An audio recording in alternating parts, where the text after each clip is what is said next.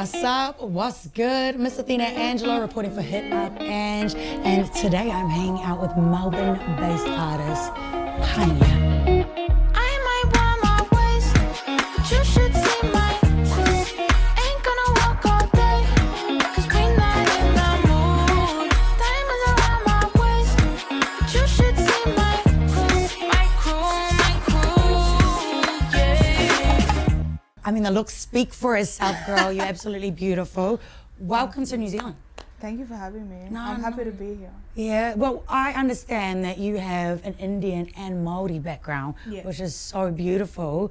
But I'm so curious as well, because having that Māori background, were you born in New Zealand or over there? No, I was born in Australia. Yeah? Yeah. And growing up, did you feel more like you connected with your Indian side or your Māori side more? Well, I didn't grow up with my Indian side at all. Only my Māori side. So, yeah, I only really connected with them. Oh, that's interesting Yeah. as well, because like It's being so Māori, weird. being over in It's so Aussie. weird. So coming to New Zealand, have you connected with your roots? Are you... Well, I used to come back here a lot because my grandparents have a lot of family here. So I would come back here a lot when I was a kid, but I haven't been back for like so long, like visiting family. I only came back to Auckland just to like meet up with some creative people a few years ago. So you, like with your family, are they all from Auckland? No, they're from, so my grandma grew up in Tolaga Bay, but it's from like Gisborne. Right. And my grandpa's from Tauranga. Oh wow, so like you're not even in the main major city or anything like No. that with the family. So being over in Melbourne, right? Yeah. I mean, that's a contrast. That's Yeah, like, yeah, because yeah. I've only been in Melbourne once for like work, and I was Oh, like, oh really? my gosh, the architecture's amazing. It's so far forward. Whereas Yeah. when you come to New Zealand, do you find that like it's a little bit more slower? Yeah, I actually love Auckland, to be honest. It actually feels like Melbourne, just like a lot quieter. That's really interesting, like, you know. Like I was at the Pacifica Awards and I was like, I don't know why I still thought I was in Sydney, and I was seeing all of these like Kiwi artists, and I was like, why are they here? And I was like, oh my god, we're in New Zealand. Like it just didn't click to me. I don't know why. Just felt I'm like also home very naturally. like, yeah. So how was that? Like, because obviously Aussie artists coming to New Zealand, being invited. It How was does that sick. feel? It was so good. Like it was so cool seeing just a whole room of artists that look like me, or like with brown. Like it was crazy. Do you feel like super welcomed as well? Yeah, Because like being 100%. Māori and... Yeah, definitely. It was really like grounding. Did you go for any awards or anything? No. Next time, Mason. Next time. Yeah, I love that. I love that. I think that's so important though, you know, being Māori over in Melbourne and having this scene, you know, like having artists like Lisa come over and it being so bridged and easily connected now. We're able to have, you know, you guys come over, win awards, be a part of that, and Yeah. hopefully vice versa without artists going over. Yeah. But touching on that, girl, you're a couple months away from releasing a little sunshine. Yes, sir. 7 tracks, but you're already popping off with the tracks you released already. Tell me about your journey, because one thing I'll say before we get into it is that I noticed you really started in 2020 and you haven't released too much. And I like that, because I always talk about fast food music, right? Yeah, People just yeah. want to pop out as much as they can, as fast as they can. I feel like when I've listened to your tracks, you've definitely put in quality. You've not just rushed it, you've actually put in your time, Yeah. your heart. So tell me a bit more about that. So yeah, I dropped like my first official track, I See, in 2020, and that was just like in lockdown. I didn't have a manager. I don't even think I had a manager. I think I had a manager at the time that is not my manager now, but I was just doing everything myself. And like I just had like, I think I had just started working with like my new producer Hamley at the time, who like helped me develop my sound a lot. And it was just a demo like that was rolling around in like my area, and everyone had heard it and was like, you need to drop this, you need to drop Oh, hype. this. So I was like, okay, I'll drop it. And then after I dropped that, obviously people like started knowing me a little bit more, and then I started building like a proper team and like people that would help me like manage my stuff. And that's when like I started releasing Tiki and like Proof.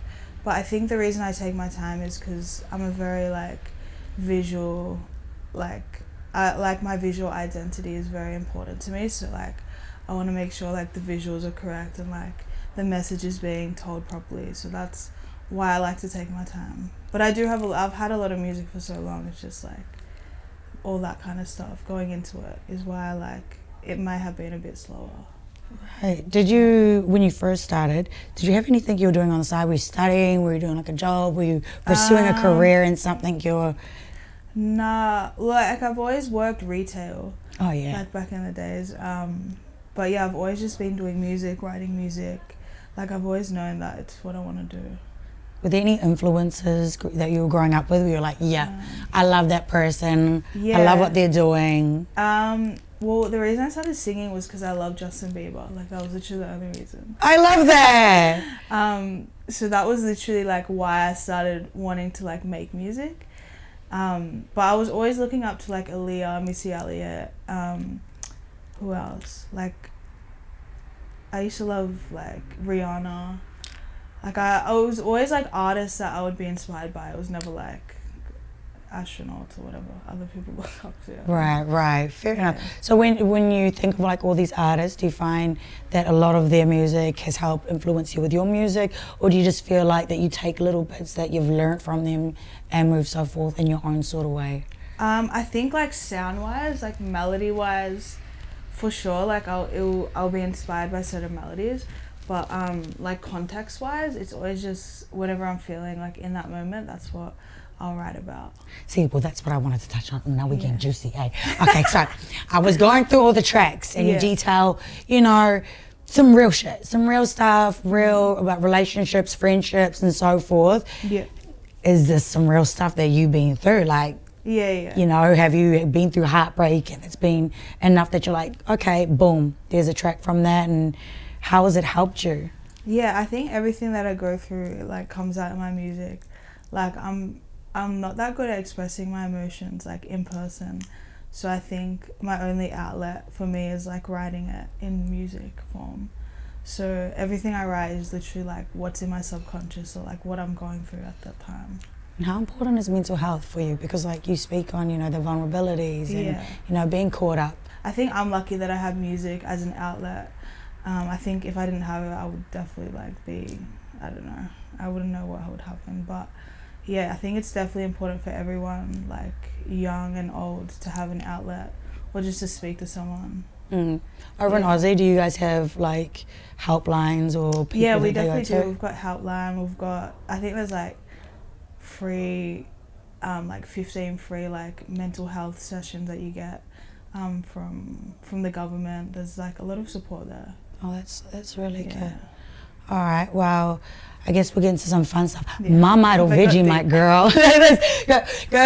Marmite or Vegemite, Miss Thing, because I know you're Aussie, New Zealand there. Vegemite, for sure. Oh, I think both of them are nasty, eh? both of them shook their heads like, ugh. I don't know what Marmite tastes like. I think I've had it once. Nicki Minaj or Cardi B? I think Nicki, because I'm an OG Nicki fan. Yeah? But Cardi's still hard. They're both hard. Do you prefer Indian food or good old hangi? Good old hangi. Oh, I love that. Come on now. Artists that you would like to collaborate with, like 100%, has always been on your mind or in the back of your mind? Party Next Door. Ooh. And Drake. Okay, Drake, I love that. Party Next Door, any particular reason why? He's one of my favorite writers and I just love his melodies. Yeah, that's what's up. Yeah. In the future, festivals that you definitely want to either headline or be on the roster with? Coachella. Oh, I like Have to. Have you been over to the States? Nah. I want to do a Coachella and I want Paris Goebel to like do the movement direction. We remember that one, eh? We remove that one. Says Paris. I'll take you, make sure to let you know. I'll let the sister know for you. All right, new music is coming up. The latest one, Let Him Fall, is it? Let Him Fall? Yes. I love that. It's really like your sound is so unique. That's out on platforms already. Yeah. How can people keep in contact with you, keep up to date with you? My socials at Pania XO, or all my Spotify is just Pania, Pania. And what's also next for you? I need some exclusive, sis. Drop it for the next people. Single is called My Crew, and I shot the music video in Auckland, so you guys got to check it out. Would you collaborate with some Kiwi artists? 100%. Oh, yeah. All right. Yeah. Athena for Hit Up and debut for Miss Pania. Make sure you check her out across all your social media networks and make sure you listen to her music. It's good. That's a wrap. Boom.